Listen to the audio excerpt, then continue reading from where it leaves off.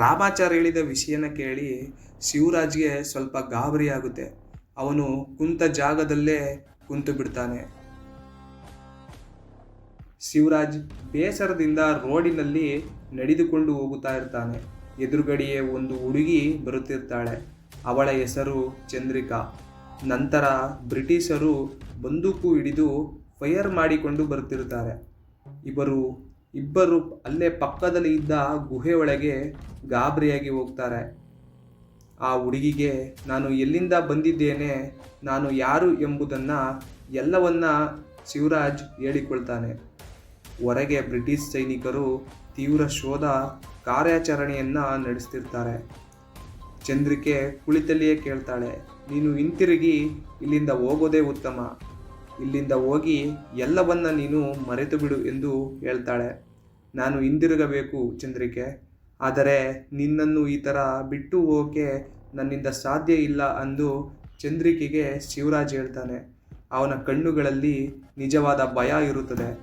ಯಂತ್ರವನ್ನು ಮತ್ತೆ ಚಲಿಸುವಂತೆ ಮಾಡುವುದು ಕಷ್ಟ, ಆದರೆ ಅದಕ್ಕಿಂತ ದೊಡ್ಡ ಸಂಕಷ್ಟ ಏನೆಂದರೆ ಈ ಕಾಲದ ಮೌಲ್ಯವನ್ನು, ಜನರ ಭಾವನೆಗಳನ್ನು ಮತ್ತು ಚಂದ್ರಿಕಾ ಅವನಿಗೆ ತುಂಬ ಇಷ್ಟವಿರುತ್ತದೆ. ಅದನ್ನು ಬಿಟ್ಟು ಹೋಗಲು ಅವನಿಗೆ ಇಷ್ಟ ಆಗೋದಿಲ್ಲ. ರಾಮಾಚಾರ್ ಅವರ ದೇಹ ಕ್ಷೀಣಿಸುತ್ತಿದ್ದರೂ ಶಿವರಾಜ್ಗೆ ಎಚ್ಚರಿಕೆಯನ್ನು ಹೇಳಿದರು. ನೀನು ಹೋದ ಮೇಲೆ ಈ ಯಂತ್ರ ಮತ್ತೊಮ್ಮೆ ಯಾರಿಗೂ ಸಿಗಬಾರದು. ಕಾಲವನ್ನು ಮಾರ್ಪಡಿಸುವ ಹರಟೆಯ ಶಕ್ತಿ ಇಡೀ ಮಾನವತೆಯನ್ನೇ ನಾಶ ಮಾಡಬಹುದು. ಅವರು ಶಿವರಾಜ್ಗೆ ಕೊನೆಯ ಸಲಹೆ ನೀಡುತ್ತಾರೆ. ನಿನ್ನ ಕಾಲವನ್ನು ಬದಲಾಯಿಸಲು ಪ್ರಯತ್ನಿಸದಿರು, ನಿನ್ನನ್ನು ಬದಲಾಯಿಸಿಕೋ ಎಂದು ಶಿವರಾಜ್ಗೆ ರಾಮಾಚಾರ್ ಹೇಳ್ತಾರೆ. ಬ್ರಿಟಿಷ್ ಸೈನಿಕರು ರಾಮಾಚಾರ್ನ ಮನೆಗೆ ದಾಳಿ ಮಾಡ್ತಾರೆ. ಅವರ ಗುರಿ ಏನೆಂದರೆ ಕಾಲಯಂತ್ರವನ್ನು ಕಬಳಿಸಿ ಇಂಗ್ಲೆಂಡಿನ ರಾಜಕೀಯ ಭವಿಷ್ಯ ಹಸ್ತಾಂತರ ಯೋಜನೆ ಬಳಸುವುದು. ಶಿವರಾಜ್ ಓಡ್ತಾನೆ. ಚಂದ್ರಿಕೆಯನ್ನು ರಕ್ಷಿಸುವುದು ಮತ್ತು ಆ ಯಂತ್ರವನ್ನು ನಾಶ ಮಾಡದಂತೆ ಕಾಪಾಡುವುದು ಶಿವರಾಜ್ನ ಗುರಿಯಾಗಿರುತ್ತದೆ. ಶಿವರಾಜ್ ಹಾಗೂ ಚಂದ್ರಿಕೆ ಕಾಲಯಂತ್ರವನ್ನು ಸಿದ್ಧಪಡಿಸುತ್ತಾರೆ. ಯಂತ್ರ ಕಣ್ಮರೆಯಾಗಿ ತುಂಬ ಬೆಳಕು ಹರಡುತ್ತದೆ. ತಕ್ಷಣ ಚಂದ್ರಿಕೆ ಶಿವರಾಜ್ನ ಕೈ ಬಿಡ್ತಾಳೆ. ನೀನು ಹೋಗಬೇಕು, ನಿನ್ನ ಸಮಯನೇ ಬೇರೆ, ನಾನು ನನ್ನ ನಾಡಿಗೆ ತುಂಬ ಬೇಕಾಗಿರುವೆ ಎಂದು ಚಂದ್ರಿಕೆ ಶಿವರಾಜ್ಗೆ ಹೇಳ್ತಾಳೆ. ಅವಳು ಅವನ ಎದೆಯಲ್ಲಿ ಕೈ ಇಟ್ಟು ಹೇಳ್ತಾಳೆ, ಈ ಪ್ರೀತಿ ಕಾಲವನ್ನು ಮೀರಿಸಬಹುದು, ಆದರೆ ನಾನಿಲ್ಲದಿದ್ದರೆ ನಿನ್ನ ಕಾಲವನ್ನು ಮರೆತು ಬಿಡಬೇಡ ಅಂತ ಹೇಳ್ತಾಳೆ. ಶಿವರಾಜ್ ಮತ್ತೆ ಅವನು ಇದ್ದ ಕಾಲಕ್ಕೆ ಹಿಂದಿರುಗುತ್ತಾನೆ.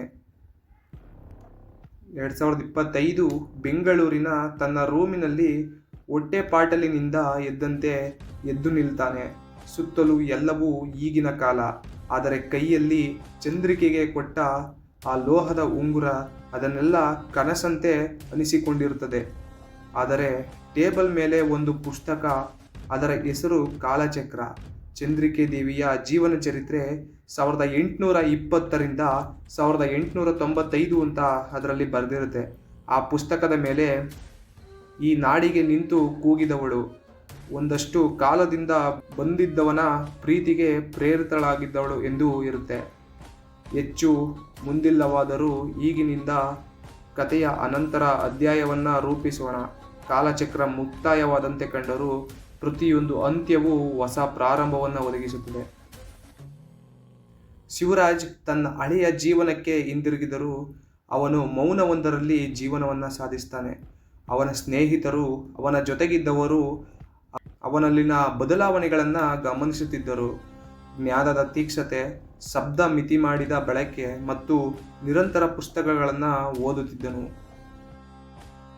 IIScಯಿಂದ ಒಂದು ಪತ್ರ ಬರುತ್ತದೆ. ಸುತ್ತಲೂ ಕಾಣಬಹುದಾದ ಅವಿಧೇಯ ಇಳಿಜಾರಿನ ಗುಹೆಯಿಂದ ವೈಲ್ಡ್ ಎಲೆಕ್ಟ್ರೋಮೆಟಿಕಲ್ ಡಿಸ್ಟರ್ಬೆನ್ಸ್ ಪತ್ತೆಯಾಗಿದೆ, ಸ್ಥಳ ಹಳೇಬೀಡು ಎಂದು ಆ ಪತ್ರದಲ್ಲಿ ಇರುತ್ತೆ. ಅವನ ಹೃದಯ ನಿದ್ದೆಯನ್ನು ತೊಳೆದು ನಿಂತಂತೆ. ಅವನ ನೆನಪಿಗೆ ಬಂದದ್ದು ಗುಹೆಯೊಳಗಿನ ಆ ಮರದ ಪೆಟ್ಟಿಗೆ.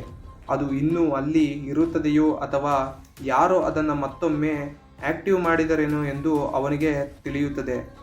ಅವನು ಮರಳಿ ಹಳೇಬೀಡಿಗೆ ಹೋಗ್ತಾನೆ. ಆ ಸ್ಥಳವು ಈಗ ಪ್ರವಾಸೋದ್ಯಮ ಕೇಂದ್ರವಾಗಿರುತ್ತೆ. ಆದರೆ ಆ ಗುಹೆ ಈಗ ಸರ್ಕಾರದ ರಕ್ಷಣಾ ವಿಭಾಗಕ್ಕೆ ನಿಗಮದಲ್ಲಿರುತ್ತದೆ.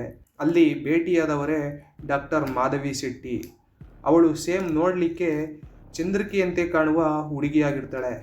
ಅವಳು ಅಧ್ಯಯನದ ಪ್ರಕಾರ ರೋಬೋಟಿಕ್ಸ್ ಮತ್ತು ಪುನರ್ ಉತ್ಪಾದನೆ ತಂತ್ರಜ್ಞಾನದ ಸೈಂಟಿಸ್ಟ್ ಆಗಿರ್ತಾಳೆ. ಅವಳ ಮಾತು, ಅವಳ ನಗುವಿನ ಶೈಲಿ ಎಲ್ಲವೂ ಅವನಿಗೆ ಚಂದ್ರಿಕೆಯಂತೆ ಕಾಣುತ್ತಿತ್ತು. ಅವಳು ಹೇಳ್ತಾಳೆ, ನಾನು ಚಂದ್ರಿಕೆ ದೇವಿಯ ಚಿಹ್ನೆಗಳನ್ನು ನನ್ನೊಳಗೆ ಅನುಸರಿಸುತ್ತಾ ಬಂದಿದ್ದೇನೆ. ಅವರು 19ನೇ ಶತಮಾನದಲ್ಲಿ ಬರೆದ ಕೆಲವೊಂದು ಕಾಗದಗಳು ಇನ್ನೂ ಹಳೇಬೀಡಿನ ಮ್ಯೂಸಿಯಂನಲ್ಲಿ ಇದೆ. ಆದರೆ ಅವುಗಳಲ್ಲಿ ನಿಮ್ಮ ಹೆಸರು ಇದೆ, ಶಿವರಾಜ್ ಅಂತ. ಅವನಿಗೆ ಕಂಬಳಿಯಲ್ಲಿ ಸುತ್ತು ಹೊಡೆದಂಗೆ ಆಗುತ್ತೆ. ಅವನು ನೆನೆದಿದ್ದಷ್ಟು ಕನಸು ಅಲ್ಲ, ಅದು ಇತಿಹಾಸದಲ್ಲಿ ಒಂದು ಹೆಜ್ಜೆಯ ಚಿಹ್ನೆಯನ್ನು ಬಿಟ್ಟು ಬಂದಿದ್ದಾನೆ. ಡಾಕ್ಟರ್ ಮಾಧವಿ ಶೆಟ್ಟಿಯನ್ನು ನೋಡಿ ಅವನು ತುಂಬ ಆಶ್ಚರ್ಯಕ್ಕೆ ಒಳಗಾಗ್ತಾನೆ. ಏಕೆಂದರೆ ಅವಳು ಚಂದ್ರಿಕೆಯ ರೂಪದಲ್ಲೇ ಕಾಣಿಸ್ತಿರ್ತಾಳೆ. ಅದು ಚಂದ್ರಿಕೆಯ ಪುನರ್ಜನ್ಮವೋ ಅಥವಾ ಆ ಕಲ್ಪನೆಯೊಳಗೆ ಪ್ರೇರಣೆಯೇನು ಎಂದು ಅವನು ಆಶ್ಚರ್ಯದಿಂದ ಇರ್ತಾನೆ. ಶಿವರಾಜ್ ಮತ್ತೊಮ್ಮೆ ಆ ಕಾಲದ ಪ್ರಪಂಚವನ್ನು ಪ್ರವೇಶಿಸ್ತಾನ, ಇಲ್ಲ ಹೀಗೆ ಇರ್ತಾನ ಅನ್ನೋದನ್ನು ಮುಂದಿನ ಪಾಠದಲ್ಲಿ ನೋಡೋಣ.